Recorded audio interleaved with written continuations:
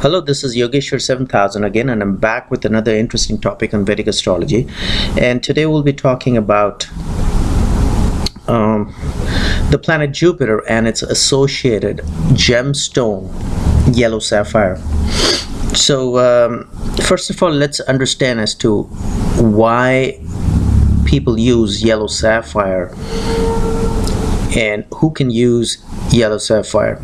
And before actually we can even go into that, let me tell you that as per the ancient sages and as per the ancient scriptures, which go as far back as sage Bhrigu and sage Jaimini and sage Parashara, they did not encourage the use of, or they did not use gemstones as remedial measures.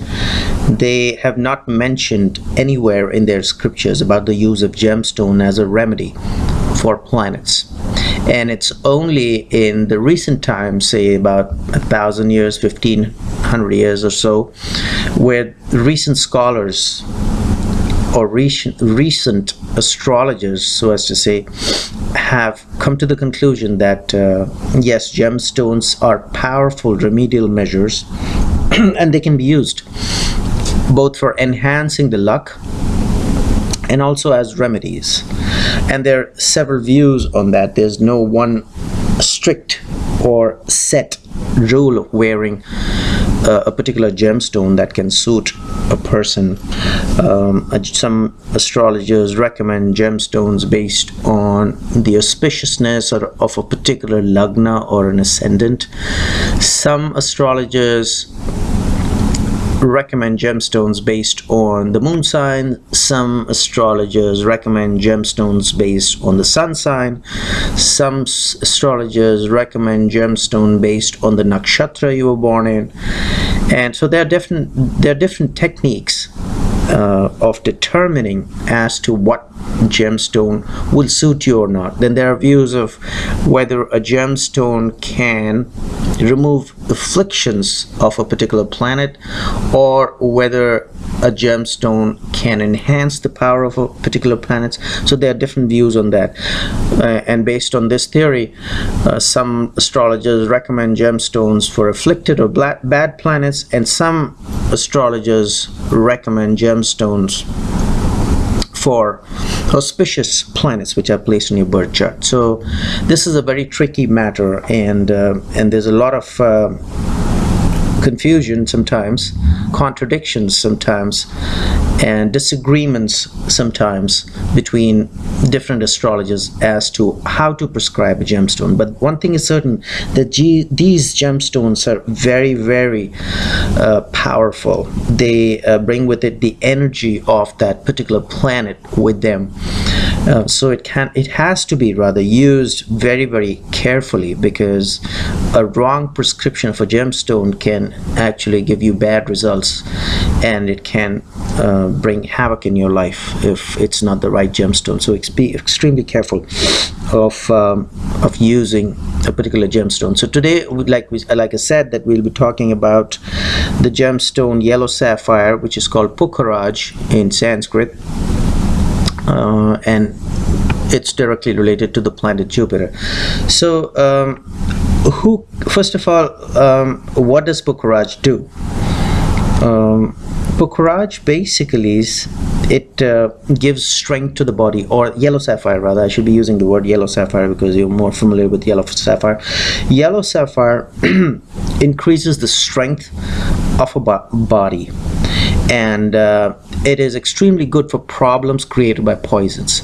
Now, as we know that poison is represented by the planets, the shadow planets, Rahu and Ketu, and a good antidote for the poisons or Rahu and Ketu is Jupiter. It is only natural that a Jupiter stone can be used very effectively against poisons, and that's what it does. It does give, or yellow sapphire does give protections from poisons, and it gives strength to the body. And it also protects you against the doshas of Vata and the dosha of Kapha as well, because Jupiter is mainly related to a Kapha kind of a planet, So any kind of a dosha related to kapha especially can be taken care of by wearing a yellow sapphire. But again, there could be different views from different scholars and astrologers on this, because sometimes they wanna cure a particular dosha through enhancing another element in the body. Say for example, kapha dosha can be taken care of not by kapha but increasing the pitta element. So there are different opinions on that. So I'll recommend, once again, do not experiment it yourself. Try to get a good advice from a learned scholar on astrology. And sometimes, a good Ayurveda scholar can also give you, if you're using this gemstone for health purposes. But generally, Jupiter is related to kapha, and people who are not aware of these three doshas can refer to my earlier videos. The doshas are kapha dosha, pitta dosha, and vata dosha. And kapha is the water element. It's basically the doshas, or defects rather. Doshas is a Sanskrit word for defects. So kapha dosha is a water defect, when the water element of your body goes out of control.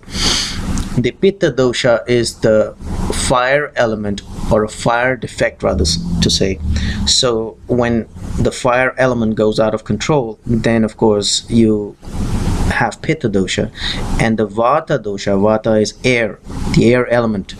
So vata dosha is the air defect. So whenever the air element in the body goes out of control, then there are health problems, serious health problems. So that's called vata dosha. So these are the three doshas, or three major element defects, so as to say, which they can be classified under. Once again, kapha dosha is a water defect, vata dosha is an air defect, and pitta dosha is a fire defect, and should be kept in balance in the body so that one can maintain a healthy body. That's as per Ayurveda.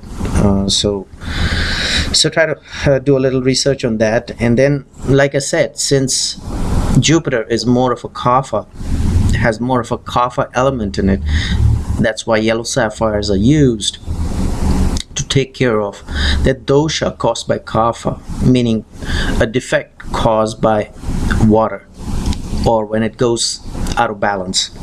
But then, once again, certain astrologers feel that no, it should be countered by pitta. So there are different opinions on that. Also, use of yellow sapphire can cure burning sensations and problems of the blood. So blood problems, again, is a water element. Blood is related to water.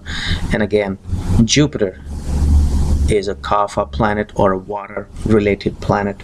It's not a water, but it's basically comes under the category of that defect of kapha.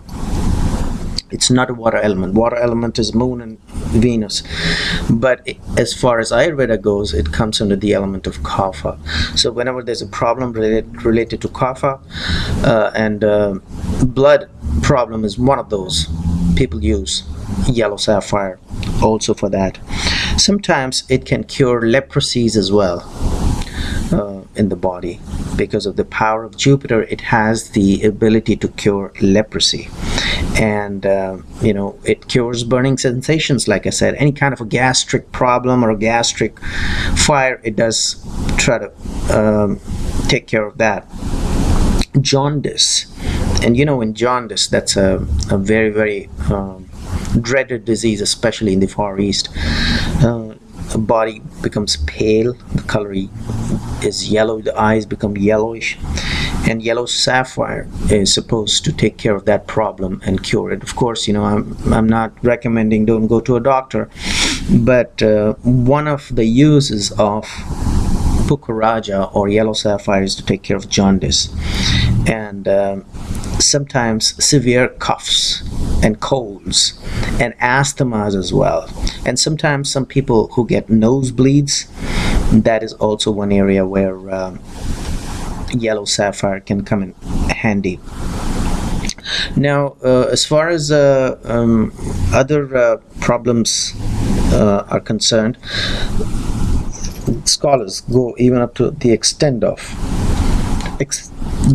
go to the extent of saying that it can take care of tuberculosis, and because once again, tuberculosis can be caused by the shadow planets. That's one opinion. Once again, I'm putting in a slight disclaimer here. Just don't blindly go ahead and use yellow sapphire. It has to be used only under the guidance of an expert scholar. Extreme fattiness in the body, because Jupiter represents fat in the body, and yellow sapphire is related to the planet Jupiter. That also can be taken care of by using yellow sapphire as a general rule. Tumors and big lump-like structures in the body, or objects in the body which form inside the body, that also can be effectively taken care of by the yellow sapphire. But then once again, I keep repeating, don't just use it blindly. You have to get first medical care, and then second, you have to use it under the expert guidance of a Vedic scholar. So sometimes yellow sapphire is not just worn. From an Ayurvedic perspective, sometimes yellow sapphire is crushed and its paste is used, and of course an Ayurveda doctor can give you a better advice as to how that thing can be taken care of. So how to choose a good yellow sapphire? That is a good question. A lot of scholars say that if you actually, by the way, before we get into that, the zodiac signs ruled by Jupiter are Sagittarius and Pisces. So a good Vedic scholar or a Vedic astrologer is going to take into consideration these zodiac signs of Sagittarius and Pisces, as to determine whether a yellow sapphire can be suitable to you or not, and where the planet Jupiter is placed in your birth chart, and how it has to be taken care of. So it's a very tricky matter, once again, to determine the right gemstones, whether it's afflicted, whether it's placed in bad houses, whether it's placed in good houses, what zodiac signs, what are ruled, or what houses are ruled by the zodiac signs of Sagittarius and Pisces, whether they need to be strengthened, or whether the afflictions given to these houses or zodiac signs of Sagittarius and Pisces need to be taken care of, and whether yellow sapphire is going to be a suitable gemstone for it or not. But if it suits you, it can do wonders for you, because Jupiter is about expansion. It can give you a lot of expansion in areas, or enhance your luck to unimaginable limits. You cannot even imagine what kind of a luck it can give you. And as is, Jupiter is a natural karaka in the Kala Purusha birth chart. It is a natural ruler of the ninth house, which is the house of luck, which is the house of intelligence, or higher knowledge rather, not intelligence, and pilgrimages, and father, and religion. So the good things can be given by the planet Jupiter and can be enhanced by wearing the yellow sapphire. So it can give extremely positive results if it can suit a person. But then that's the $1,000,000 question, whether it's going to be suiting you or not, whether the prescription has been made correctly for you to be able to wear a yellow sapphire or not. And if it does not, then reverse effects can happen. Now, how to choose a good yellow sapphire is, a lot of astrologers say that you take a white cloth and put it on a white cloth, a good yellow sapphire, and it should give a yellow hue when it's daylight. And if it's if it's kept in milk, it gives a yellow hue as well. But no, these things are basically, I think these are just not very not very reliable, that's the word, not very reliable ways of determining a good yellow sapphire. I think today's days and age, and today we have a lot of laboratories. So if you're spending a lot of money in buying a yellow sapphire, it's always better to get it tested through a known laboratory and get a certificate of its purity and its authenticity, so as to say. So don't just rely on putting it on white cloth, because there are a lot of synthetic stones out there in the market which can look just like a yellow sapphire, and you could get fooled, and you can pay a huge fortune of money in buying a yellow sapphire and actually realize later on it's not giving you the results. Why? Because it's not a genuine gemstone yellow sapphire. So be very careful, get it tested by a known laboratory. There are lots of fake laboratories around, so be careful what kind of a laboratory are you using. How it is worn is, it is bought generally on Thursday, because Thursday is the day ruled by the planet Jupiter. And if you cannot buy it on a Thursday, at least wear it on a Thursday. The minimum weight of a yellow sapphire, ideally it should be 5 carats, but if you cannot afford 5 carats, 3 carats and above is also a good size. Also be sure that it should not be heated. It should be an unheated Jyotish quality gemstone. That is also extremely important. Where do the yellow sapphires come from? Well, the best yellow sapphires come from Burma, just like I discussed, the best red rubies come from Burma as well. But then Burmese yellow sapphires are very rare, just like the Burmese red rubies. So a lot of good quality yellow sapphires come from Sri Lanka as well. And you can choose a good one which is unheated, and it should not have a lot of inclusions. You'll not find a yellow sapphire without inclusions, I can tell you that. There could be slight inclusions, but the lesser inclusions you have, the better it is. So there could be slight cracks. Don't get worried about that. As long as it has luster, as long as there is good color, as long as there is good clarity, and there are not many inclusions. There could be like slight cracks or even slight thread-like appearances in the stone. That's not a problem. But if there are black inclusions in that, just completely avoid it. The shape of the gemstone should be good. Be very, very sure. Along with the luster. Luster is very important. The shine, the luster, that it's very. Any kind of a stone which has milky appearance inside of the gemstone, that's very bad. That's very unlucky. Any gemstone should be proper shape, and the cut should be good. Any gemstone which you wear which is not of good shape, that's not recommended. Again, it should not be dull. The surfaces should be even. It should not be rough. Even surfaces are always recommended, and there should be uniformity of color. It shouldn't be as if it's deep yellow in one end and light yellow in the other end. All these things you have to take into consideration because they are extremely expensive gemstones. And like I said, there are a lot of simulated gemstones out there in the market. Just don't go and buy those from eBay. You can find a lot much cheaper on eBay, which may not be the real gemstone. You can get fooled. And try to get as transparent a gemstone as you can.